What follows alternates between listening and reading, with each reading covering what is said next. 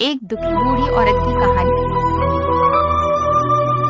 गरीब भिखारियों को दान तो हम सब ने दिया है। दान देना बहुत अच्छी आदत भी है, लेकिन मन इस कहानी में किसी जरूरतमंद की मदद करने का जो तरीका बताया गया है वो जरूर ही आपके दिल को छू लेगा। पढ़कर आप भी सोचेंगे कि क्यों न किसी जरूरतमंद की इसी प्रकार सहायता की जाए। एक शख्स पैदल किसी रास्ते से जा रहा था। उसने देखा कि सामने एक बिजली के खंभे में पेपर चिपका पड़ा है और उसमें कुछ लिखा हुआ है। उसमें लिखा था कि कल इस रास्ते से गुजरते वक्त मेरे 50 रुपए कहीं गिर गए, मुझे ठीक से दिखाई नहीं देता है, कृपया इस रास्ते पर कहीं भी किसी को भी मेरे 50 रुपए मिले तो इस पते पर पहुंचा दें।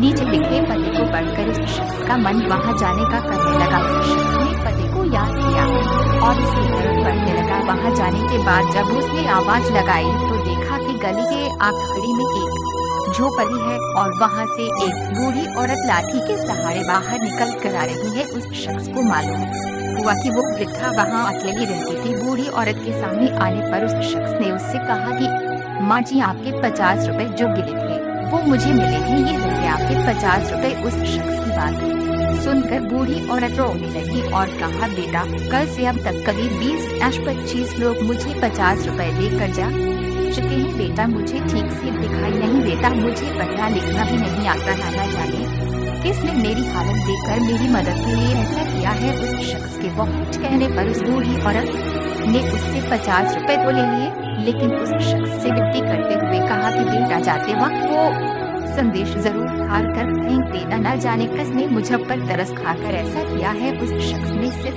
हिलाते हुए बूढ़ी औरत की बात पर हामी भर। थोड़ी दूर जाने के बाद वो शख्स सोचने लगा कि आखिर मुझसे पहले आए उन 20-25 लोगों को भी तो उस बूढ़ी औरत ने वो संदेश फाड़ने को कहा होगा, लेकिन किसी ने उसे अब तक फाड़ा नहीं है, तो फिर मैं कैसे उसे फाड़ दूं। उस शख्स के मन में उस व्यक्ति के लिए बहुत ही आदर का भाव आ रहा था जिसने बूढ़ी औरत की सेवा के लिए इस तरीके को ढूंढा। उस शख्स का मन इस व्यक्ति के लिए कृतज्ञता से भर चुका था। फिर क्या था, उस शख्स ने बिजली के खंभे में लगे उस संदेश को वैसे ही रहने दिया। दोस्तों, इस कहानी से हमें यही सीख मिलती है कि हमारे मन में सिर्फ कर्म करने की इच्छा होनी चाहिए।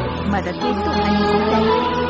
अगर हमारे अंदर किसी की मदद करने की इच्छा हो तो हम किसी न किसी रूप में भी जरूरतमंद की सेवा कर सकते हैं। कर्म तेरे अच्छे हैं तो किस्मत तेरी दासी है, तेरी अच्छी है तो घर मथुरा काशी है। अगर आप भी किसी की सहायता कर सकते हैं तो जरूर करें।